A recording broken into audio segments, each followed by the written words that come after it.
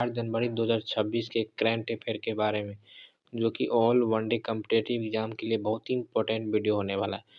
तो आप लोग शुरू से अंत तक देखिए ताकि आपका एक सिंगल क्वेश्चन बाहर नहीं जाएगा करंट अफेयर में। तो चलिए क्वेश्चन नंबर 1 से शुरुआत करते हैं। क्वेश्चन नंबर 1 में है, यूरोजन का 21वां सदस्य कौन सा देश बना है? यूरोजन का 21वां सदस्य कौन सा देश बना है? जिसका राइट आंसर बुल्गारिया हो जाएगा। यूरोजन का 21वां सदस्य कौन सा देश बना है?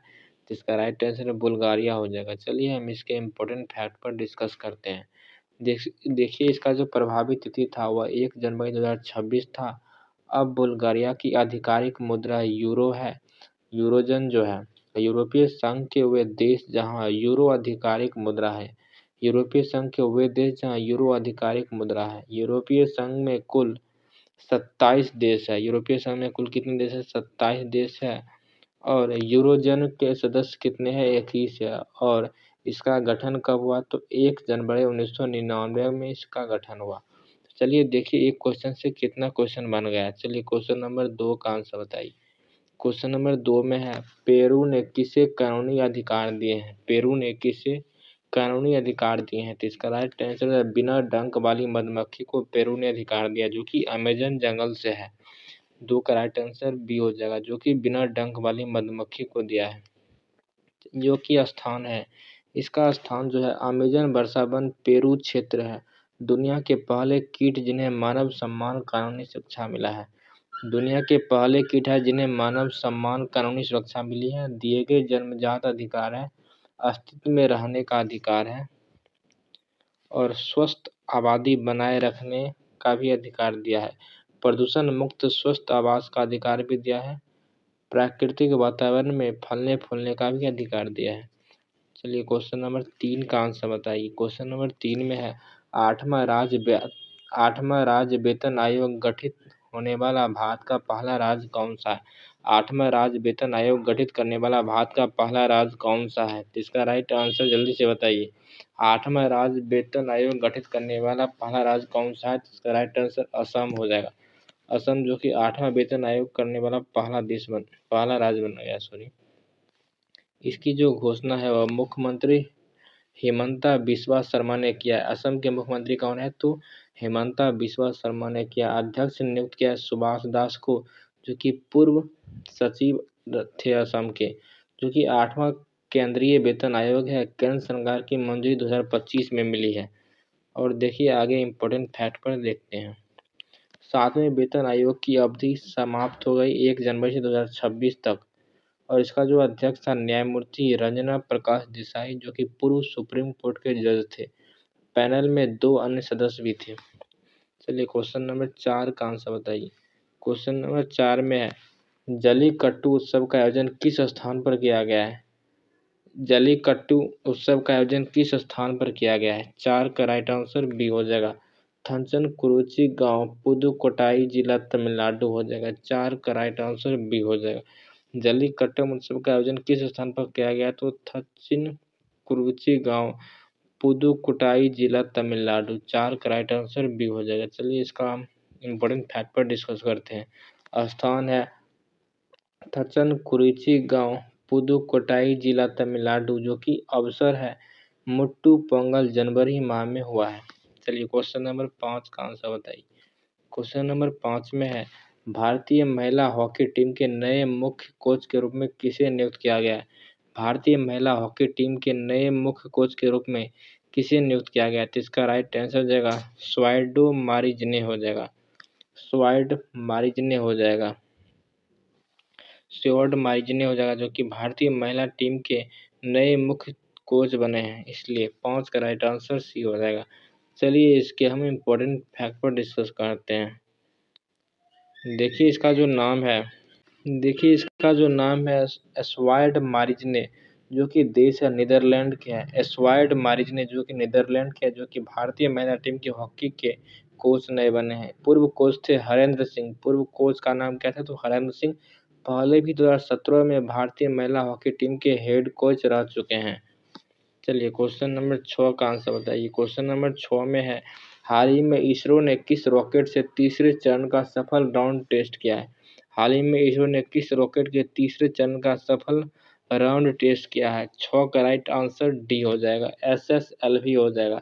हाल ही में इसरो ने किस रॉकेट के तीसरे चरण का सफल ग्राउंड टेस्ट किया था? इसका राइट आंसर हो जाएगा, SSLV हो जाएगा।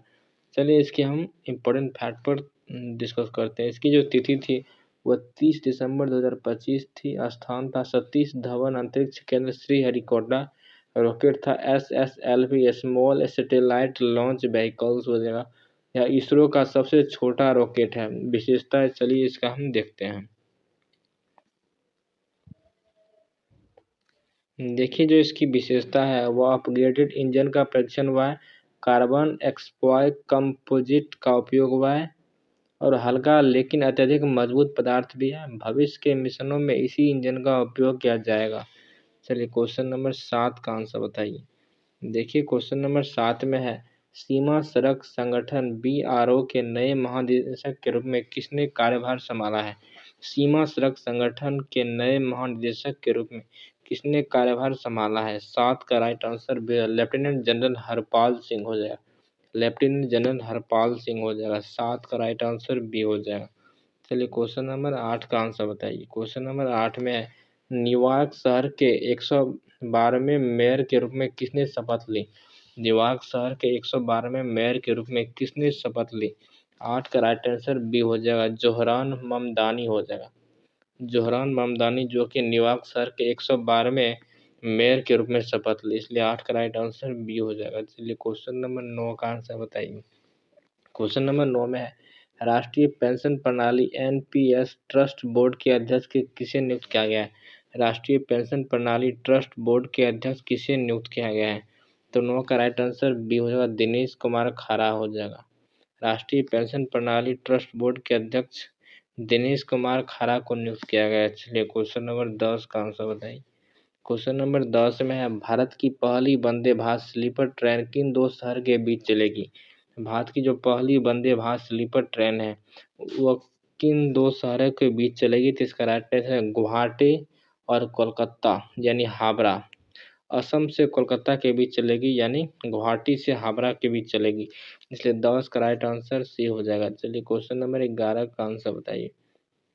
क्वेश्चन नंबर 11 में है, बुल्गारिया यूरोजन का कौन सा सदस्य बना है? बुल्गारिया यूरोजन का कौन सा सदस्य बना है? तो इसका राइट आंसर 21वां सदस्य बना है। बुल्गारिया यूरोजन का 21वां सदस्य बना है। चलिए क्वेश्चन नंबर 12 का आंसर बताइए।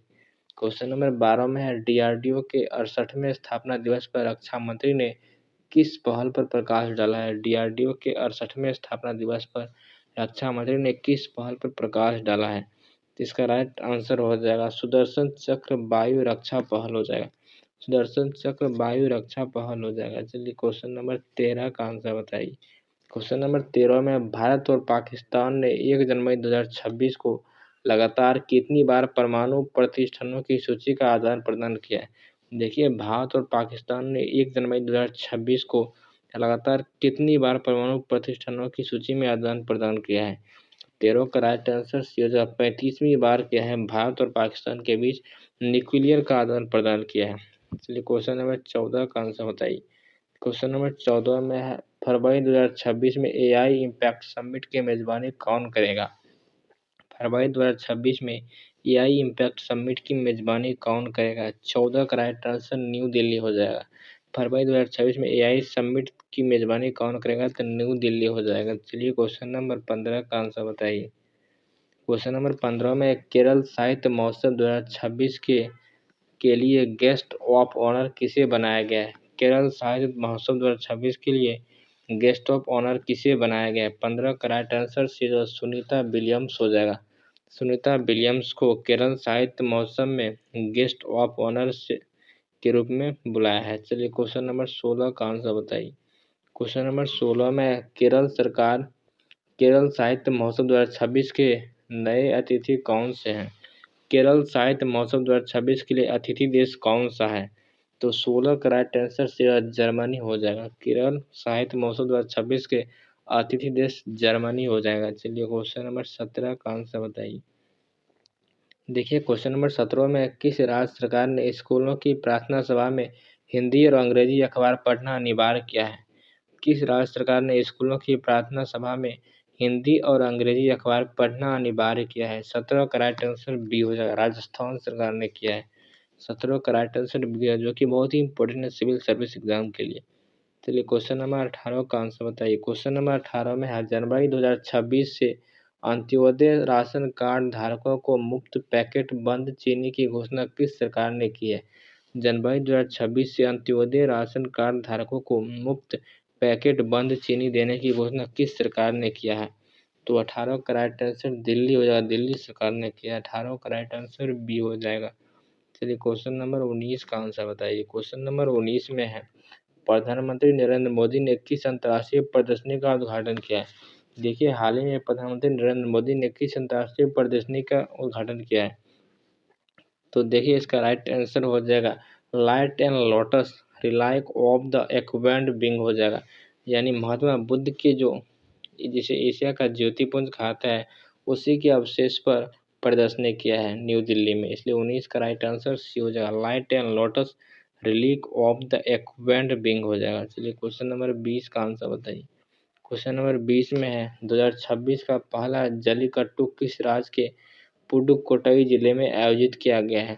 देखिए 2026 का जो पहला जल्लीकट्टू किस राज्य के पुडुक्कोटई जिले में आयोजित किया गया है? तो इसका राइट आंसर तमिलनाडु हो जाएगा। 20 का राइट आंसर सी हो जाएगा। दोस्तों इस वीडियो में हमने 4 जनवरी 2026 के करंट अफेयर डिस्कस किए थे, जो कि ऑल कॉम्पिटिटिव एग्जाम के लिए बहुत इंपॉर्टेंट था। यदि वीडियो अच्छा लगता है तो लाइक कीजिए, शेयर कीजिए, सब्सक्राइब कीजिए। मिलते हैं नेक्स्ट वीडियो में, तब तक के लिए जय हिंद जय भारत।